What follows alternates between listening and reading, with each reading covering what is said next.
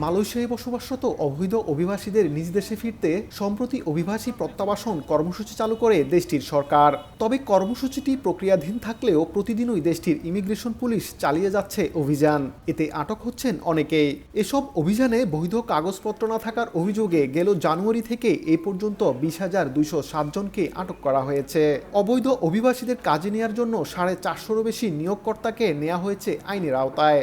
যারা ভিসা জটিলতা ভুগছেন এবং অবৈধভাবে মালয়েশিয়াতে আছেন, আপনারা নিজ দায়িত্বে 31শে ডিসেম্বরের মধ্যেই নিজ নিজ দেশে চলে যান। এই মুহূর্তে অবৈধভাবে বসে থাকে ভালো হবে না আমি মনে করি, প্লাস দেশে চলে যাওয়াটাই অত্যন্ত ভালো হবে।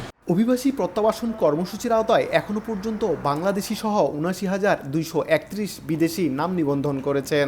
এর মধ্যে নিজ দেশে ফিরেছেন প্রায় ৬৮,৯০০ জন, যাদের মধ্যে বাংলাদেশি আছেন ২৫০০-এরও বেশি। দেশে ফেরা প্রবাসীদের তালিকায় প্রথম অবস্থানে রয়েছে ইন্দোনেশিয়া, এরপর আছে বাংলাদেশ, ভারত ও পাকিস্তান। এই কর্মসূচির আওতায় যারা দেশে ফিরছেন তাদের বেশিরভাগই বেকার কিংবা প্রয়োজনীয় কাগজপত্র ছাড়া মালয়েশিয়ায় অবস্থান করছিলেন। আবার সম্প্রতি ওয়ার্ক পারমিট ভিসায় এসে কাজ না পেয়ে প্রতারণার শিকার হয়েও অনেকেই ফিরে যাচ্ছেন দেশে।